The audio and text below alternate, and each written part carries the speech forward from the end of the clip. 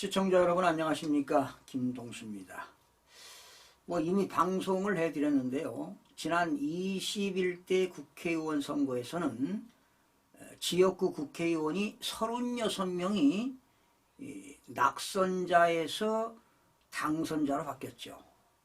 그리고 지난 22대 선거지요, 지난해 4월 10일 날 22대 총선에서는 지역구 국회의원이 53명이 낙선자에서 당선자로 바뀌었습니다.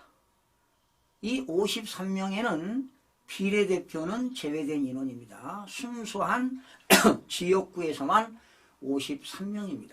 그러니 21대와 22대를 합치면 지역구만 89명입니다. 89명. 엄청난 인원이 부정선거로 당선이 되었습니다.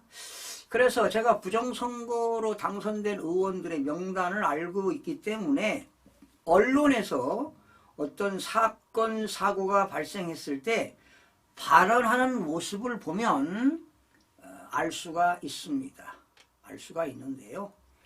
그래도 이제는 많은 의원들이 부정선거로 내가 당선이 되었구나 아는 사람들은 많은 자제를 하고 있는 것으로 조사가 되고 있습니다. 이 조사는 제 개인적인 사적으로 조사를 한 건데요. 자, 이 시간에는 21대도 부정선거로 당선되고 22대도 부정선거로 당선된 사람을 중복된 인원을 뽑아보니까 17명으로 조사가 되었습니다.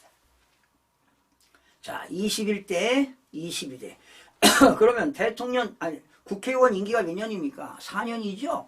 헌법에 보장되어 있죠? 그러면 21대, 22대 합치면 8년을 부정선거로 국회의원직을 하고 있다는 거 아니에요.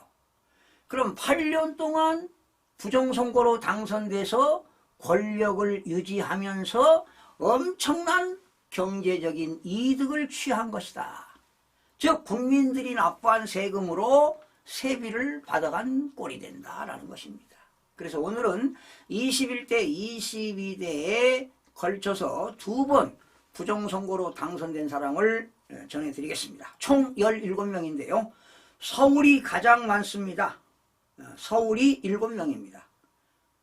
중구의 박성준, 광진을의 고민정, 도봉을의 오기형, 양천갑의 황희, 영등포을의 더불당의 김민석 최고위원이 있죠. 송파병의 남인순, 남인순, 그리고 강동갑의 진선미 의원이 되겠습니다. 그리고 경기도는 과천의 이소영 의원이 되겠습니다. 인천에는 2명입니다. 동구 미추홀구 서정식 의원. 서정식인가요? 서정식인가요? 네. 연수을의 정일영입니다. 대전에 1명입니다.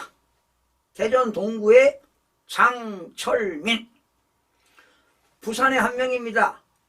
부산 북구 전재수. 방송에도 많이 나왔죠. 요즘은 뜸한 것 같습니다. 네, 뜸한 것 같아요. 강원도 2명입니다. 춘천갑의 허영, 원주을의 송기헌.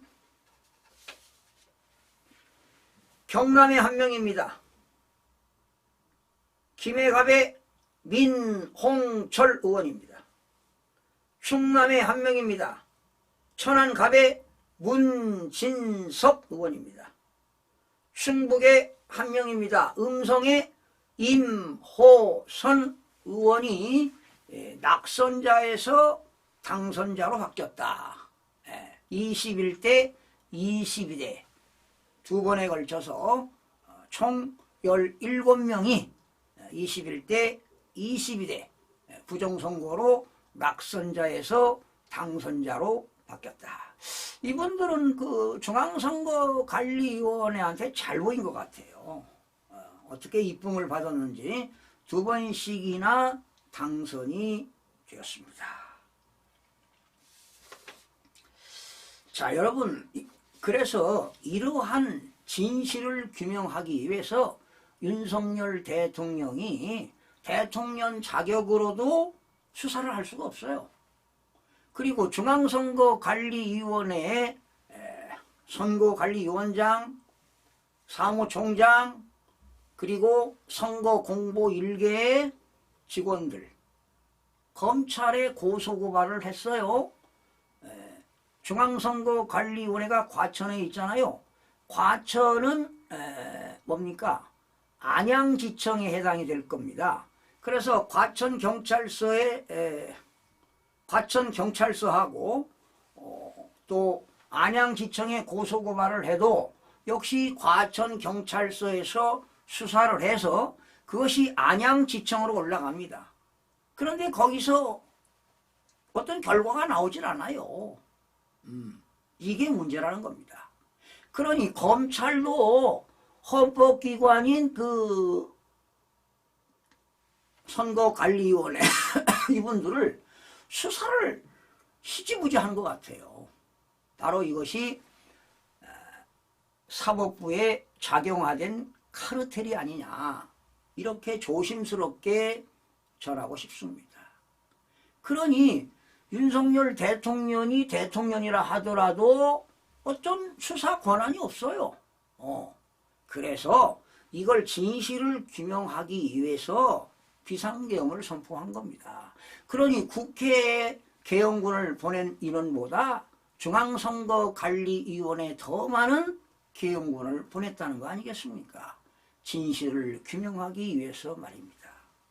이것이 헌법재판소에서 변론 기일 때 마지막 카드를, 무장의 비장의 카드를 가지고 변론을 할 것으로 예상이 되는데요. 그래서 더불당에서는 이 부정선거가 탄로날까봐 그냥 죽기 살기로 덤비는 것 아니겠습니까? 죽기 살기로 윤석열 대통령을 긴급 체포하겠다는 거 아닙니까? 그래서 영장 청구도 원래는 공수처의 관할 법원이 서울중앙지방법원인데 서울 서부지방법원으로 영장 청구했어요. 그래서 이순영 그 영장 부장판사가 발부한 거 아니겠습니까? 이 자도 우리법 연구회 소속입니다. 그리고 서울지방법원의 정계선 지방법원장이 이번에 헌법재판관으로 가지 않았습니까? 사실은 과거에 우리나라 대법관이다, 헌법재판관이다 그러면 정말 위험성이 있고 정말 어떤 심판 청구가 이루어지게 되면 권한쟁의 심판이라든가 탄핵 심판이 이루어지게 되면 정말 공정성과 투명성과 신뢰성에 의해서 선고를 하고 결정하는 것 아닙니까? 최후의 보루 아니겠습니까? 그런데 요즘 대법관, 헌법재판관들의 어떠한 권위가 떨어지는 것 같아요. 권위가 상실되는 것 같습니다. 정말 법과 원칙에 의해서 법관으로서 양심에 비추어서 판결을 하고 결정을 해야 될 텐데 참 대한민국이 사법부가 이렇게 망가지고 무너졌다는 것에 대해서 국민의 한 사람으로서 정말 개탄스럽고 통탄스럽고 비참함을 느낍니다. 이게 오늘의 대한민국이 어쩌다 이렇게 현실이 되었습니까? 그들도 자기도 모르게 좌경화돼 가지고 사법부 카르텔이 생긴 겁니다. 또 선거관리위원회의 가족처럼 친척으로 인사가 돼 가지고 선거관리위원회 카르텔이 있습니다. 그리고 반국가 세력인 종북 세력의 카르텔, 이러한 검은 3대 카르텔을 척결해야만이 대한민국의 자유민주주의를 굳건하게 건립할 수가 있다고 봅니다. 그렇지 않고서는 전체주의, 사회주의로 간다는 사실입니다. 그렇다면 우리 손자, 손녀들은 어떻게 살아가는 것입니까? 이것이 기성세대로서 참 걱정이 되는 거 아니겠습니까? 여러분들은 어떻게 생각하십니까? 여러분들의 어떤 좋은 의견 있으시면 댓글로 남겨주시기 바랍니다. 지금 이 순간에도 선거관리위원회 불안할 겁니다. 부들부들 떨고 있을 겁니다. 이것이 밝혀지면 아마 인생에 크나큰 범죄를 저질렀고 크나큰 죄를 짓기 때문 아닐까요? 밤잠을 이루지 못할 것입니다.